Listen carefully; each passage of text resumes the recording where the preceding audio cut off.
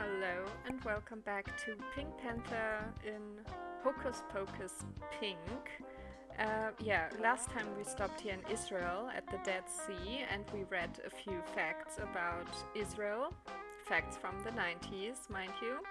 And I would say now we will travel with our nice black hole and maybe...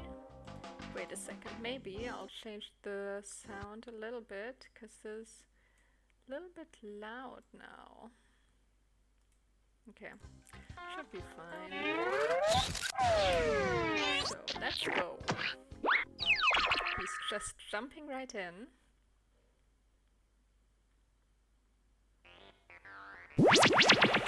Okay, let's go to Siberia.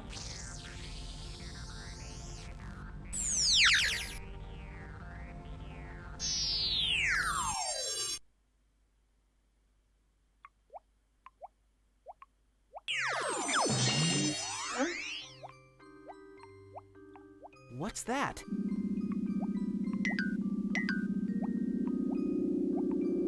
One of my missing pages. Okay. Yes, it belongs to no one. Alright. Belongs to no one.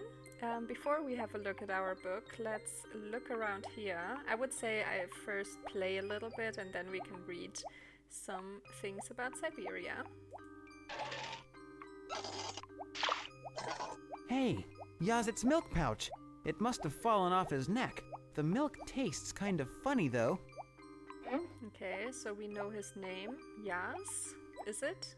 You look like a fish out of water. This is my first time in Siberia. Funny, I don't remember asking. Okay. Then what about you? Who are you? And why are you standing here alone? Why so sad, clown? Why you think? Look at me. Clown without circus. Rebel without cause. Cookie, no milk. This is chicken soup. No noodles. You lost me. I couldn't perform in Moscow Circus anymore because smile wasn't big enough, they say. Nobody liked the sad fat clown, they say. Get rid of him, they say. How do you think the sad fat clown felt then? Sad and fat, I'm guessing? 100% right. I came to Siberia to freeze myself to death. What happened? I dressed too warmly. Oh my, that's so sad. Feeling any better? 100% no! Okay.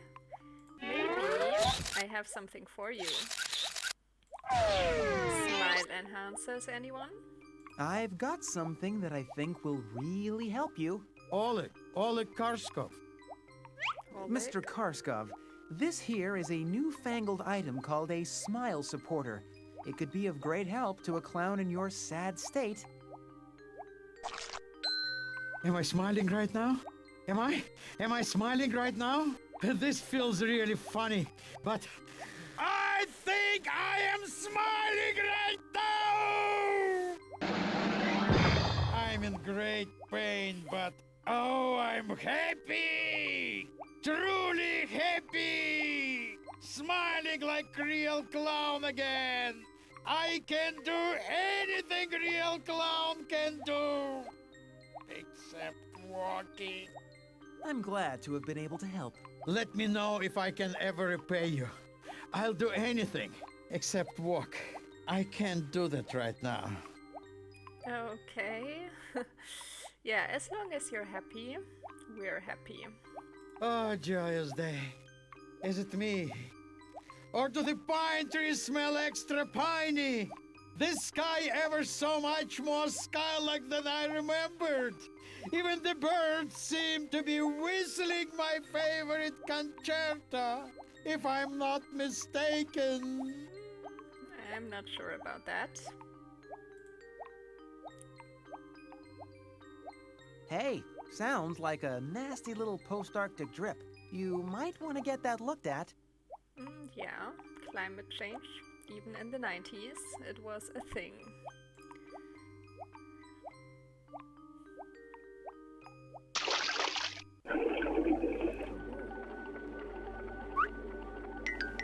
my goodness!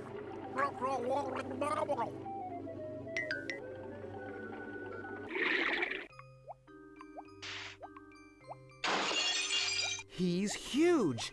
He has a chilly past. I know I need that crazy mammoth in my life, but I'm just not sure how to get it.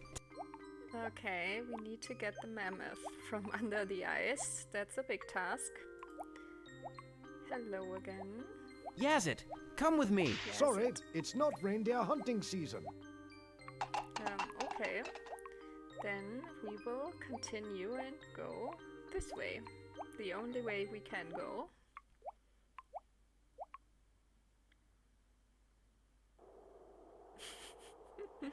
Oh yeah, I remember her. She's awesome. And always cutting her big toenail. And it always is there again. Yeah, but where do we go? We going in this hut or not? Okay. Maybe not. What about this one? Okay, seems like he can't do anything with this one. What about here? Also nothing. And what about her?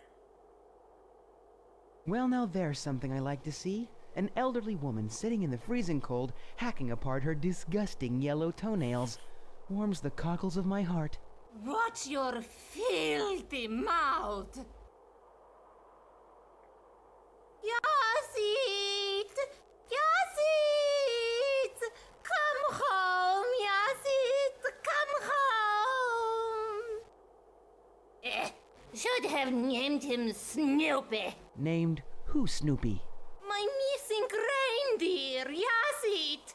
Yasit! Quiet! Grandma Tunga, I can't hear the TV.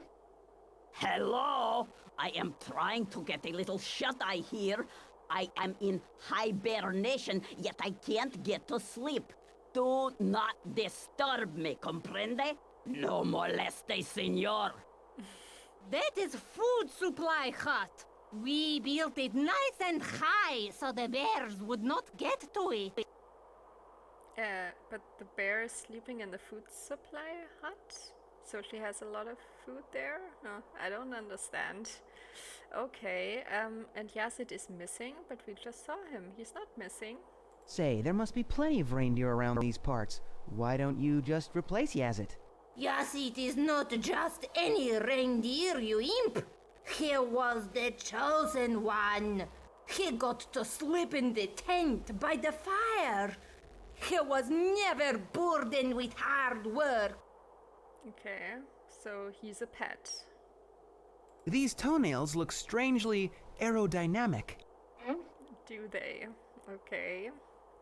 Then I think we're gonna have a look at this dish, satellite dish. Oh, you're gonna... Okay, just take it. And let's go inside. Oh, Hen. Oh, hello. I'm Chuki. That's quite a swing you've got. Well, I only wanted to try to tune in my favorite show, Blarney. It's about a big page-colored walrus that sings little rhymes to children. And it all seems fun and innocent at first, but then he slowly brainwashes them to act aggressively and beg their parents for sugared foods. I can't miss it! I want candy! okay. Then I don't know if I can help It you. must be my satellite dish out back. I made it myself. Would you mind fooling with it? Okay, we already took it. No! No! This is no good! Okay. Then I'm gonna keep it for now and see what we have here. I don't let anyone touch those. Back off! Okay. What about the pot on the stove? Ugh. You're dripping. There was a time in my life when I would have gotten in trouble for that. Okay, but now it feels good, yeah, to have that hot water there. Okay, we have the pot of water. salt, milk. Heat up the milk. Oh yes. Nothing like a little warm milk. Okay, and then can we do Wow, something here? in Siberia, it even snows on TV. It snows on TV because of the static. It must be my satellite dish out back. Okay. I made it myself. Would you mind fooling with it? Are you going back out there to help me? Aw, Yes. thanks. Yeah. We are. But first, we are giving some nice warm milk to the bear to make it finally fall asleep.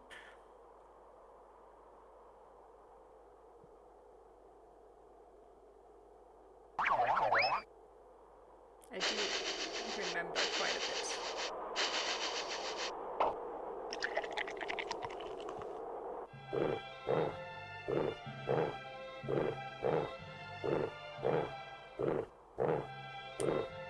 Yes, okay, awesome. And then we're putting the satellite dish on the hut for better signal. He's in! It's Blarney! Don't move a muscle, Pink Panther! Okay. I should not move a muscle, but I want to move a muscle. That's the issue. So, okay, I should not be standing here then, I guess. My days as a long pink antenna are over. Oh no! This can't be happening! I lost it! I lost Blarney! Oh no, I'm so Mr. sorry. Panther! What happened? Oh no! Oh, she's so sad.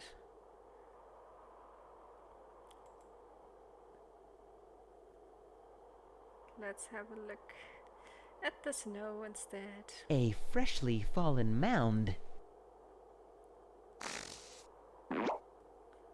Hey, look! Snow Panther! Yes, and Snow Panther will be a full iced statue. I always wanted a twin brother. I'll call him Nip. Wait, like pink? The yeah, nip, like pink, but reversed. Okay, let's put him here. And how did we get that shape? We only have two. Our tail. Okay, the tail looks weird. With our long tail. I'm missing Blarney! Yes. Just a second. We shall get your Blarney. Surely you can stay frozen in one position long enough for that kid to get her dose of Blarney? Thank you, Pink Panther. I am with Blarney. He is speaking to me clearly now. I love you, Blarney. Okay, awesome. And then we are gonna touch her VHS collection. Are those VHS? I don't know. But it looks like VHS. Look at her. Pack her thighs with Jane Fondue. Sounds excellent. Oh, something with Jane Fondue? What is that? Oh, aerobic or what? Okay, interesting. Go away. Make time for Blarney. Now he's gonna have to miss the entire baseball season. What are they singing? Share with me and love me too. Give me what I ask for, or I'll make you black and blue. I told you I don't want you playing with that big, fat, violent walrus anymore. We are going home. Why, you little... Okay, it's being very violent. A violent little TV show for children.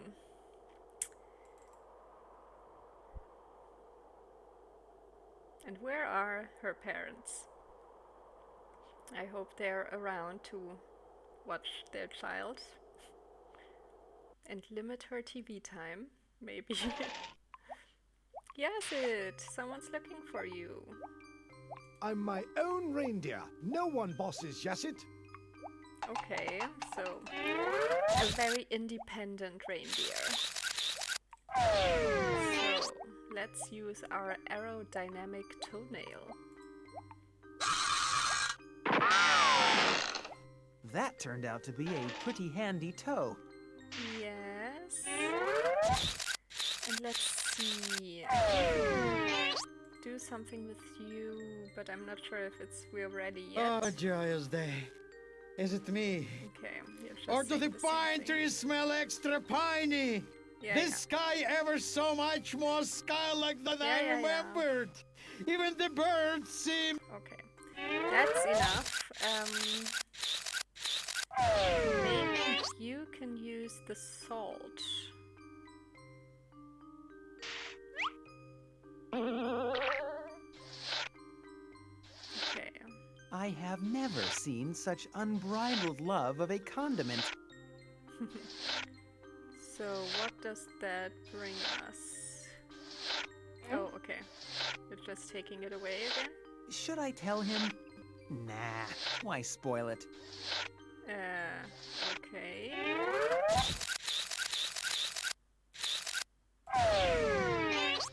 I don't know what else I can do. Should I tell him? No. Nah. Okay. What about here? Say, nice weather we're having. It always worked in the past, but I guess I'll need a better icebreaker.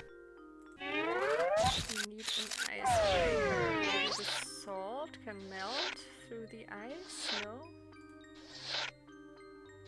You mean to rub salt in my wounds? Yes.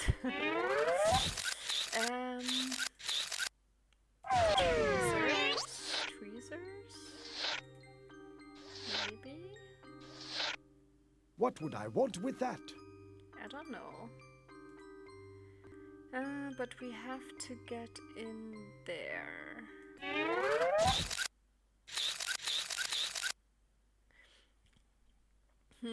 Okay. Now I'm not sure, to be honest, what to do. Maybe we can read something about Siberia and get a little smarter.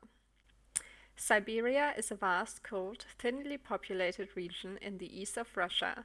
Although it is only a region and not a country in its own right, it is huge. 5.3 million square miles, 13.8 million square kilometers. That is 1.5 times the size of the United States. It makes up nearly half of the territory of Russia, although it has only 25 million people, or 17% of the Russian population. The Arctic Ocean borders Siberia and on the north. To the south are the countries of the North Korea, China, Mongolia, and Kazakhstan. To the east is the Pacific Ocean, and to the west are the Ural Mountains. Since the Ural Mountains are the dividing line between Europe and Asia, Siberia is in Asia. Because it is so far north, Siberia has one of the coldest climates in the world. It is covered in ice for most of the year, and the north is frozen year-round. Life in Siberia is made more difficult by the harsh climate and remoteness. Siberia first came under Russian control in the late 1500s, when Tsars or emperors ruled Russia. Russia's political and cultural center has always been in the western part of the country, and for a long time little was known of Siberia. Under the Tsars, explorers journeyed through parts of Siberia, and peasants, prisoners, fortune hunters, and adventurers moved there. The Tsars continued to rule Siberia until 1917, when they were overthrown in the Communist Revolution. It was in Siberia that in 1918 the communist rebels shot the last Tsar and his entire family. Once in power, the Communist Party joined Russia to surrounding states to form the Union of Soviet Socialist Republics, or USSR. The communists expanded business in Siberia, built railroads, roads, cities, and factories, took advantage of new natural resources, and moved more people to the region.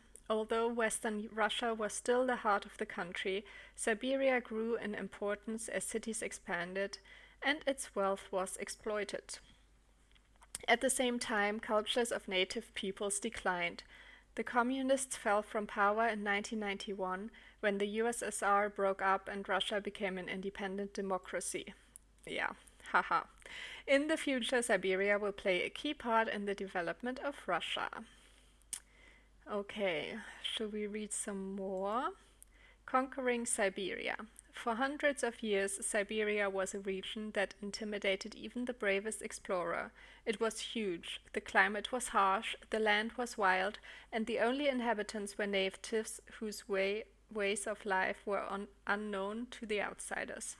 And yet Siberia was very important for some outsiders who wanted to penetrate its wilds. Because Siberia is a buffer zone between Europe and Asia, whoever controlled it was in a position to watch over and trade with the other side, and they would have the advantage during a war. Siberia promised huge wealth to whoever ruled it. The natives could be forced to hand over valuable furs and resources like timber and land. The Mongols have ruled Siberia since 1223, when Genghis Khan conquered the area. It came under Russian rule in the late 1500s and has remained united with Russia ever since. The Russians sent out expeditions not only to conquer, but also to explore Siberia, since they wanted to know what kind of land, people, and wealth were there. Since the beginning of the 20th century, the strength of Russian presence in Siberia has increased dramatically. With better transportation, notably railroads, and the rise of important Russian cities, in addition to the economic development of the region, Russian culture and ways of life have affected Siberia to a much larger degree. Nowadays, the majority of Siberians are ethnic Russians, and Russian culture, business, and politics dominate in Siberia. Large chunks of ice float upon the wide expanse of the Lena River in winter in Yakutia, Siberia. Genghis Khan. Russians haven't always ruled Siberia. In 1223 AD, Genghis Khan, the great leader of the Mongolian warriors, added Siberia to his rapidly expanding empire. Genghis Khan was born in the grasslands of northeastern Mongolia and was originally named Temujin. His father, the chief of his tribe, was poisoned when Temujin was about 12 years old. Because Temujin was too young to take over his father's rule, he lost power. A neighboring chief captured him and shackled him with a heavy wooden yoke called a kang that hung around his shoulders. Temujin escaped by knocking the guards over with his kang, running away and hiding in a river. Temujin then joined the army of the most powerful of the Mongol chiefs, Togril Khan. He rose in power in the army because he was very good with military tactics. In Mongol tradition, when one tribe beats another in war, the conquered tribe comes under the rule of the victorious leader. By conquering all the other tribes, Temujin united all the Mongols under his rule. He took the name of Genghis Khan, which means the universal leader. The Mongol warriors rode on horseback and fought with bows and arrows. Genghis Khan's army was highly trained and very disciplined. Disobedience was harshly punished. The army, nicknamed the Golden Horde, conquered Russia, China, and other lands, creating a vast empire. Conquered people could submit to Mongol rule, be killed, or become slaves. Their enemies feared the Mongol warriors because they were bloodthirsty and cruel. When Genghis Khan died, he passed power over to his sons, but as the empire passed through the generations, the Mongols increasingly lost control of their territory, and their power dissolved by the end of the 1400s. Okay, let's read about the Yemak. Until the late 1500s, Russia did not control Siberia. The first major Russian expedition into Siberia was carried out by Yermak and his band of Cossacks from 1581 to 1585. The Cossacks were warlike, nomadic bands who had loyalty only to their own people. Although they lived in Russian territory, they did not consider themselves Russian. They would, however, work for the rulers of Russia in return for wealth or privileges. Galloping across the land on horses, wielding sharp sabers, they were a terror to their enemies. Before going to work for the Russians, Yermak and his band made a living by violently attacking and robbing caravans and riverboats. He had moved eastwards into the Ural Mountains because Tsar Ivan the Terrible had put a price on his head, and bounty hunters were less likely to find and kill him in the east. When the Tsar needed someone to conquer Siberia, Yermak's ruthless Cossack band seemed tough enough to do the job. In return for carrying out the expedition, the Cossacks could loot the regions they conquered, and Yermak would be pardoned for his previous crimes. The local rulers in Siberia were descendants of the Mongolian leader Genghis Khan, but they were weak, and since the Mongol Empire had disappeared, they had no larger power to help them. Most of Yermak's army of 800 men was killed in the fighting, but at the end, an area of Siberia had come under Russian control. Legend has it that before setting out on the expedition, Yermak was given special armor by Ivan the Terrible. Yermak allegedly died because he fell into a river and the heavy armor dragged him under the water and drowned him. Although Yermak did not conquer all of Siberia, his expedition opened the door for Russian control of Siberia. By 1648, Russia controlled Siberia all the way to the Pacific Ocean. To this day, Russians think of Yermak as one of their national heroes. A modern Cossack general from 1812. Okay, what else? Vitus Bering. Vitus Bering, a sailor born in 1681 in Denmark, was hired by the Russian government to explore Siberia, particularly the Pacific coast. The Bering Strait, the water between the Siberian coast and Alaska, was named after him. His explorations involved almost superhuman efforts and eventually cost him his life. Siberia was already under Russian rule in the 1700s, but it was far away from the heart of Russia in the west, and travel was extremely difficult. So the Russian rulers didn't know what Siberia looked like or what kind of people lived there. To find out, Tsar Peter the Great hired Vitus Bering to explore Siberia. The Tsar was particularly interested in knowing if there was a separate landmass in the ocean between Siberia and Alaska, which Russia could then claim as its own. In 1725, Bering set out on his first of two expeditions. It took him 2 years to travel the 5,000 miles to the Pacific coast and then a year to build his ships. Bering gathered information on native peoples and mapped the coast. He found no landmass in the ocean. When he got back to St. Petersburg in 1730, people criticized Bering and insisted that the land must exist. The Tsaress Anna sent Bering on his second voyage in 1733. This was the most massive exploration ever, involving 2,000 people, including scientists, sailors, soldiers, and families. The tons of supplies included whole libraries, hundreds of instruments, and huge amounts of food. Before reaching the coast, Bering explored inner Siberia, found out about the people there, established a postal system, built iron foundries, started Siberian cattle raising, and created shipyards. He sent much valuable information back west. Finally, the group set sail into the Pacific. Bering's ship of 78 men soon got lost in the sea. His crew grew sick with scurvy and many died.